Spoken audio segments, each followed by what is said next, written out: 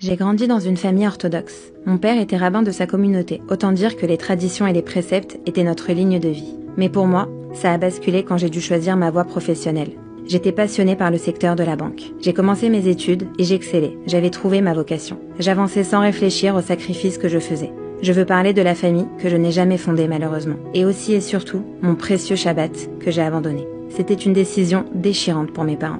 Je voyais leur visage tout triste tous les samedis matins quand je quittais la maison pour me rendre au travail. C'est d'ailleurs une des raisons qui m'a poussée à déménager dans un appartement, seul. Même s'ils le savaient, au moins, ils ne me voyaient plus transgresser le Shabbat. Ça a été mon rythme pendant des années. Puis, un jour, j'ai obtenu une promotion à laquelle je ne m'attendais pas du tout.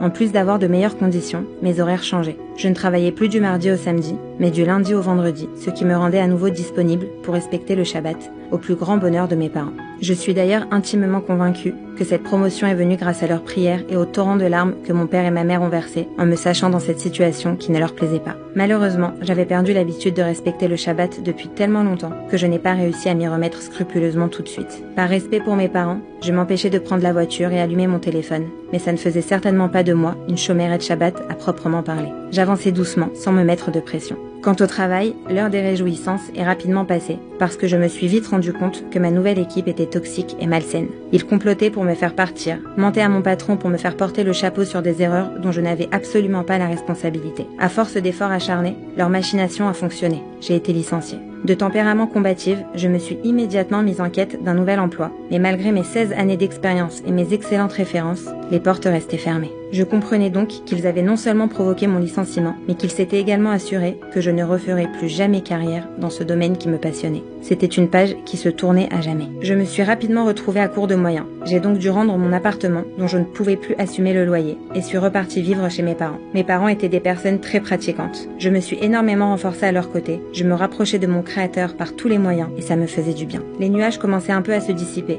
Puis, un jour, j'ai reçu une lettre qui me convoquait au tribunal pour me confronter à la banque qui m'avait licenciée. Étaient listés sur cette lettre des délits frauduleux et illégaux dont j'étais accablée, évidemment, à tort. Je perdais pied, c'en était trop. C'est à ce moment-là que ma mère m'a conseillé de prendre contact avec le Hadmour de Ungvar pour avoir sa bénédiction. C'est ce que j'ai fait.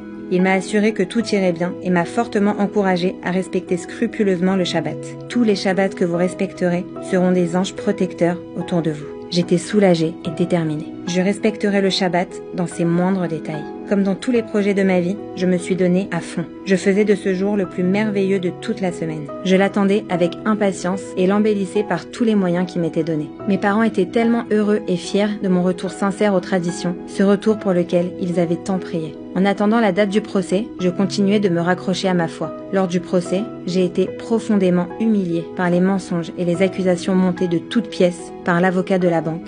Mais je me répétais en boucle les paroles du Hadmour dans la tête et je me sentais soutenue par tous ces anges protecteurs. En quittant le tribunal, je me préparais déjà psychologiquement à devoir faire appel.